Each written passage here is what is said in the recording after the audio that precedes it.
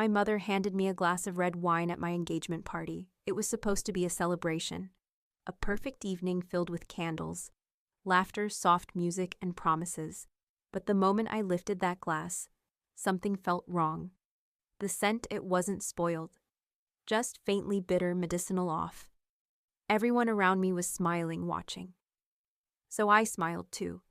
And in a split second, I did something I didn't even think through. I switched glasses with my sister. She took a sip, rolled her eyes, and made a joke. 30 minutes later, she collapsed near the bar. My heart stopped. Voices screamed. Chairs scraped.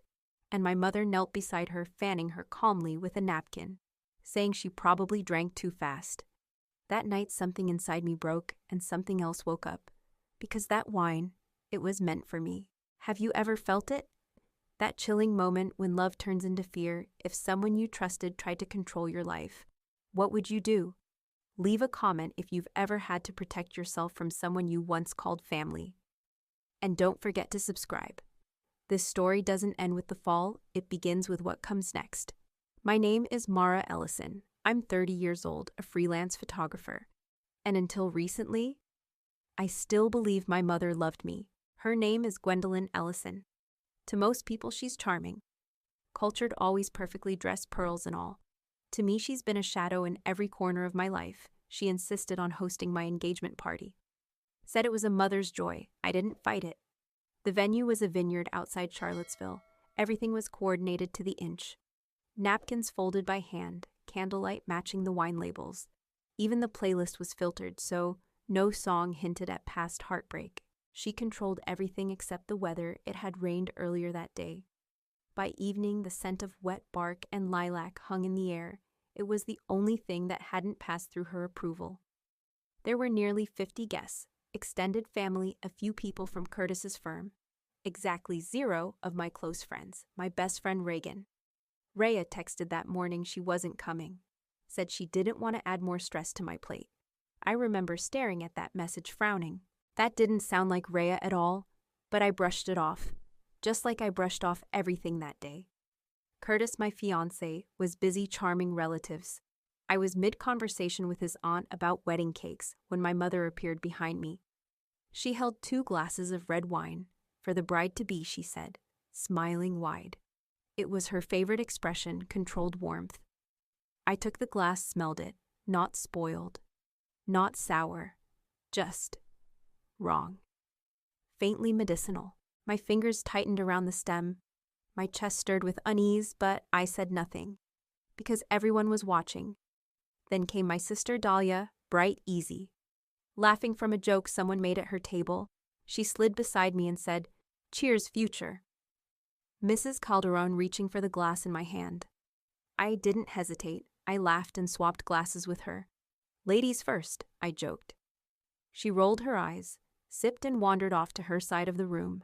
30 minutes later, as I was relighting a few candles near the buffet, I heard someone shout her name. I turned. Saw Dahlia stumble near the bar, her face pale like wax. Then she dropped. Everything moved too fast. Shoes pounding the floor, voices rising. Someone calling 911, and my mother already beside her, kneeling, fanning her with a napkin, like it was all under control. She probably drank too fast, she said. Or maybe she skipped lunch. That tight smile again. I stood frozen. Everyone was looking, but inside me there was screaming, because the wine was meant for me. And my mother had been the one who handed it to me with that same perfect curated smile. And I suddenly realized this wasn't a party. It was a performance, and I was the one being staged. That night I didn't sleep. I stood in the shower until my skin turned red and raw. But no matter how hot the water got, I couldn't wash away the smell of that wine. It clung to my memory like mildew. I kept replaying everything. The way my mother handed me the glass. The way she smiled when Dahlia drank from it. The way she looked at me after like everything had gone according to plan. 2 days later, I scrolled back through old messages from Rhea. And that's when I saw it. A text from her sent the night before the party. "Hey, your mom called. Said you've been overwhelmed. Thought I should sit this one out. Just want to respect your space." Respect my space. That wasn't Rhea talking. That was Gwendolyn curating my guest list. She didn't want Rhea there because Rhea was the one person I would have told the second I smelled something wrong. And she knew that I let her control the playlist, the flowers, the napkins. But I didn't realize she was also controlling my proximity to truth. Curtis was the next piece in the puzzle. He sat across from me one morning, gripping his coffee like it was the only thing anchoring him to the floor. His foot tapped, constant, nervous. "There's something I need to tell you," he said, eyes low. "Please don't say it's about the wine," I whispered. He shook his head, not directly. He hesitated, then finally spoke. "3 days before the party, your mom asked to meet. Said it was about logistics, venue stuff. Guest count." I stayed still. She picked a cafe near the courthouse, empty, private. 5 minutes in, she starts talking about your exes, then about stability. She said she didn't want you repeating your mistakes. My stomach tightened. Then she offered me money. Curtis's voice broke. Said she could write a check right there if I walked away. Quietly. No drama. He looked ashamed. She brought up the lawsuit I settled years ago. Said if I refused, people might hear a different version. I blinked. "You're telling me," I said slowly, "that my mother tried to bribe you and blackmail you?" He didn't answer. Just nodded. I folded my arms, biting my inner cheek. "And you didn't tell me this before. I didn't want to stress you. She has a way of controlling the narrative." "Yes." She did. Later that day, I replied to Rhea's old text. She answered in minutes. "There's something I never told you," she wrote. "I got a weird anonymous message that morning. Said I was interfering. Tone was creepy. From a burner app, she sent a screenshot. It said, 'She's fragile. You're making it worse. Walk away while you still can.'" I stared at the message, cold dread pooling in my chest. It didn't take a genius to guess who sent it, because this wasn't new. In high school, my mom told me Jenny was a bad influence after we snuck out to a concert. In college, she said my roommate was jealous, spreading rumors. Somehow everyone close to me became toxic in her eyes, always with a warning, always for my own good, and I listened again and again. How many times had she pulled the strings while I thought I was making choices? I felt sick, used like a puppet who'd finally seen the wires. Curtis reached for my hand. "Mara, you have every right to be angry. But this isn't your fault, I know," I said. "But if I don't stop this now, she's going to keep doing it. She's isolating me, and I was done being alone." That night, I locked myself in the bedroom, opened my laptop, and typed one word into Google: benzodiazepine. I had a feeling, and I needed confirmation. I didn't know exactly what I was looking for, but I knew the smell from that wine-bitter chemical, oddly familiar, and I couldn't shake it. Benzodiazepine led to a list of compounds. One name made my breath catch: lorazepam. It had that soft, sweet, bitter smell, mild, almost hidden. But once you knew it, you never forgot it. I stared at the screen, heart thudding. Then I remembered my mother's bathroom cabinet. The little orange bottles tucked behind cold cream and vitamin C serums. I'd smelled this before. On her pillowcases, inside her purse. It wasn't paranoia, it was memory. Woken up by fear before I could talk myself out of it, I grabbed my coat and went to visit Dahlia.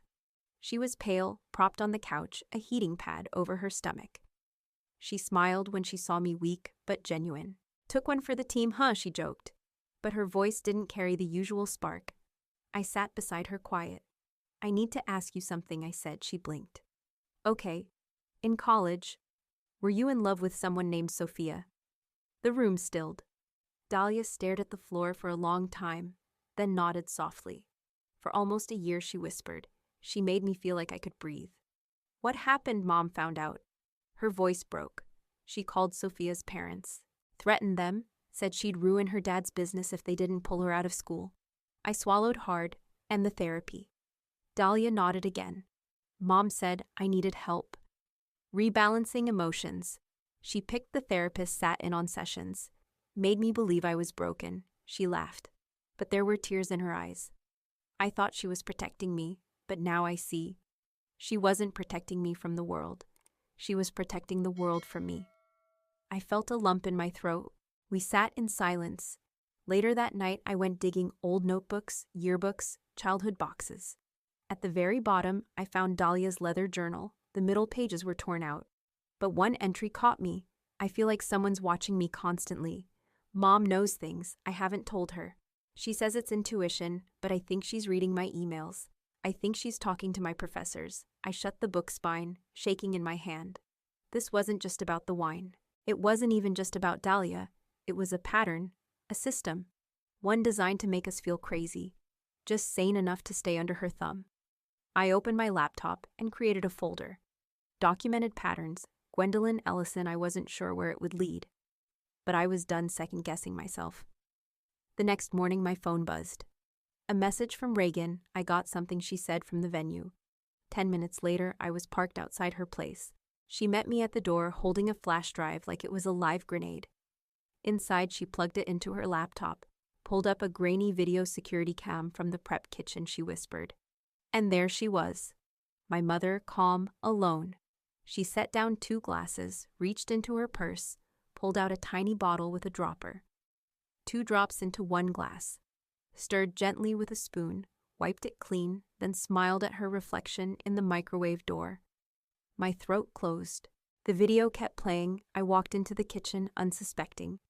She turned, smiled, handed me the tampered glass. Covered with a napkin, I watched myself take it. Then moments later, swap it with Dahlia's, laughing, like it was a game. Reagan didn't speak. She didn't need to. I whispered the words, barely recognizing my own voice.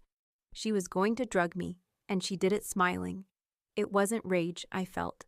Not yet. It was something colder. Heavier, the kind of betrayal that sits inside your bones and refuses to leave. That night I drove to my parents' house, said I wanted to check on Dahlia. But really, I was looking for answers. Gwendolyn wasn't home. Perfect. While Dahlia napped on the couch, I crept into the master bathroom. 3 prescription bottles hidden under tissues and travel-sized lotions. All in Gwendolyn's name. 3 different pharmacies, 3 different benzos. 1 expired, 1 dated 2 months ago. 1 freshly printed alprazolam diazepam cycloprene. I didn't shake. I took out my phone, snapped clean close photos of every label, then put everything back exactly the way I found it. I texted the photos to Rhea. She replied almost instantly. Mara, this is chemical suppression. None of these are mild. She's not casually medicating, she's controlling. The next morning I stepped outside for some air. That's when I saw Mr. Cletus next door. He was retired now, ex-lab technician with sharp eyes and a gravel voice. He waved me over. I wasn't going to say anything, he said, rubbing the back of his neck. But I saw something strange. The night of your party. What was it, your mother? Real late, she came out the side door with gloves on, washed something down the alley drain. Had a small brown bottle in her hand. I froze. He nodded. I used to work in biochem. That was in wine. She was rinsing out. She was being careful. Too careful. Would you be willing to write that down? He smiled sadly. Already have, just in case. That night I laid everything out on the dining table, the flash drive, the prescription photos, Mr. Cletus's written statement. I added them one by one to my folder. Evidence phase 1. No more doubt, no more second chances. She wasn't just manipulative, she was dangerous. And I was done playing the good daughter. I picked up my phone and called her. She answered on the second ring. Darling, she chimed. I was just thinking about you. I kept my voice calm. We need to talk in person. Pause. Everything okay? No, I said. But it will be. I hung up. Then I set the trap. I scheduled a family lunch, neutral setting. Said I wanted to reconnect, heal. Dahlia had just been cleared to move around, so I offered to host at my place. I made her favorite pot roast with roasted carrots, Gwendolyn's comfort food. Let her feel in control. That's how people like her operate. They need the illusion of control until you take it away. The table was set for 6, Dahlia and her husband. Tamsin arrived first. He looked uneasy, kept checking his phone. Rhea came next, eyes sharp. She knew the plan. Curtis walked in late, silent but steady. And then there she was. Gwendolyn floated in like royalty, pearls, lemon bars, and that smile. You always host so beautifully, Mara, she said, handing me the dessert tin. I'm glad we're back to family time. I smiled. Then turned serious. Actually, that's why we're here. Everyone looked up, forks, stilled. There's something we need to talk about, I said. My voice didn't shake. And this time, no one leaves the table. I walked to the TV, plugged in the flash drive, hit play. The video rolled. Gwendolyn in the kitchen, dropper, stir, smile. She didn't flinch. She just stared. Dahlia turned pale. Tamsin sat forward. I clicked to the next slide. Photos of the prescriptions. Then Mr. Cletus's statement. "You tried to drug me," I said. "And when Dahlia drank the glass instead, you blamed it on an empty stomach." Finally, Gwendolyn spoke. "This is a gross misunderstanding. You're overreacting." "Mara, you've always been too emotional, don't I?" said sharply. "Not this time. I was protecting you," she snapped. "From yourself. From another failure you'd blame me for." "You almost put your daughter in the hospital," I said to keep your illusion intact. Silence.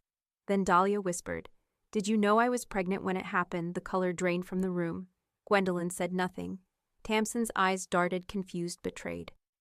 "You knew," Dahlia said softly, "and still handed me that glass."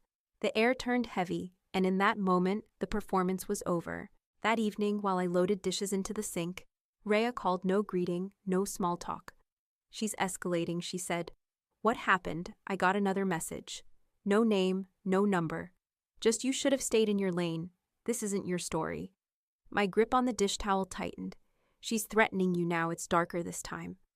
Feels like a warning, but with weight behind it, like she means it. I exhaled. She's losing control.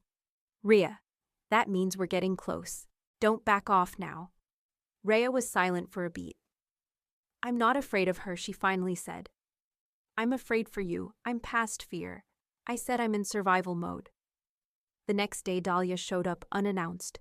She looked wrecked, eyes red, shoulders hunched. "She's trying to get in Tamsin's head," she said. "He's been distant, quiet, nervous." "What happened?" She told him I'm unstable. Said my collapse was a psychosomatic reaction to stress. Implied I might be a danger. To our son. My blood went cold. "She's weaponizing mental health," I said. "Same way she did to you in college." Dahlia nodded. "She wants to break us just like she breaks everything." "No," I said. "She doesn't want daughters. She wants mirrors. Ones she can polish. Ones she can control." "She thinks we're her legacy," Dahlia whispered. "Not her children, her property." She pulled out a small box from her purse. Inside were photos. Old letters. Scraps of a life she'd tried to reclaim. "She made me think it was all my fault," she said. "She made all of us think that," I replied. Squeezing her hand after she left, I sat at my desk, typed a message to my mother. "You made your move, now get ready for mine." The next morning, I woke to an email from the Mid-Atlantic Arts Fund. It was a rejection standard polite. But the second sentence made my stomach drop. "Given the tone of your previous email, we no longer feel aligned with your mission." What I never sent them a second email, I called Rhea. In less than an hour, we sat side by side, combing metadata. She found it a fake email, almost identical to mine. Just one letter off, created 3 days after the engagement party. The message, snide, condescending. Signed with my full name. "She impersonated me," I whispered. Rhea nodded, checking the IP Falls Grove. "That's near your parents' place. She's sabotaging my work now," I said, stunned. "She's trying to erase me professionally." That afternoon, Curtis called. His voice was tight. "Strange. They froze my contract," he said. "My client pulled out. Why?" "They got a tip, anonymous, said I was unreliable, hard to work with, that I had a history of drug use." My stomach dropped.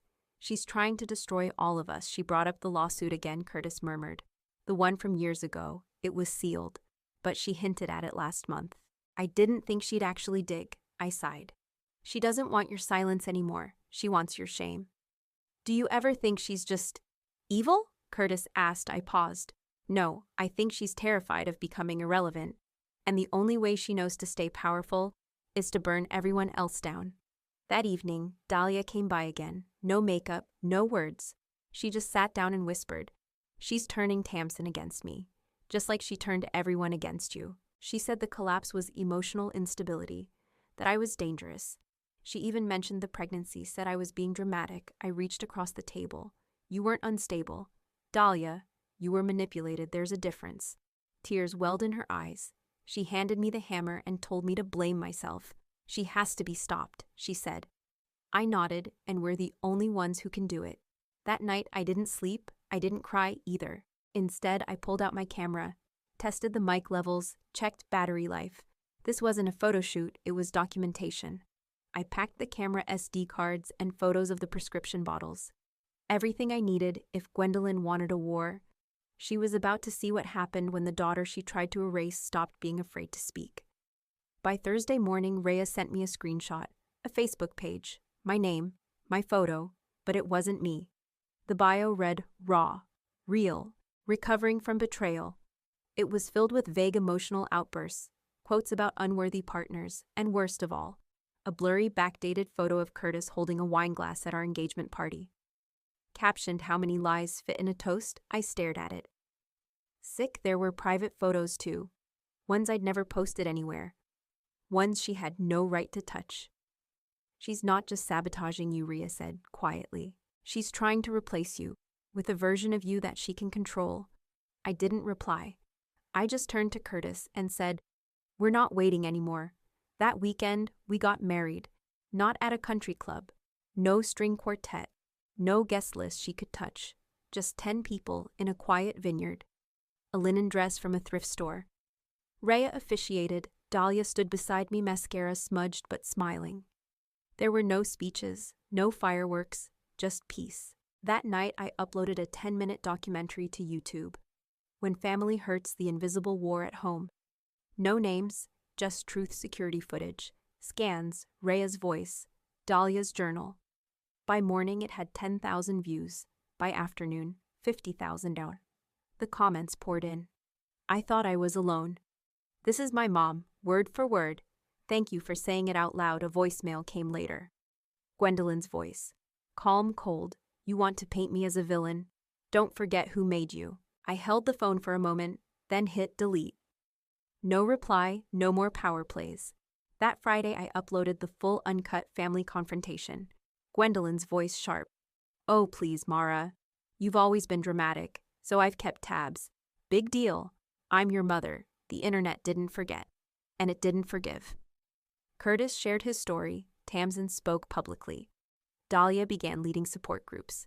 And me. My photo series opened in a quiet gallery in New York. 20 frames, each face marked by survival. One note in the guest book read, "You reminded me that love should never require silence." Weeks later, a letter arrived. No return address, just 4 words. "You embarrassed this family." I burned it. She would never apologize, but I didn't need her to. Because I wasn't healing to forgive her. I was healing to free myself. And when I placed my hand on my stomach that night, felt my child stir, I whispered, "You'll never have to earn my love." Not like I did. That wasn't closure, it was something better. It was peace, and this time, it was mine. What did you think of Mara's story? Have you ever had to set boundaries with someone who raised you just to feel safe again?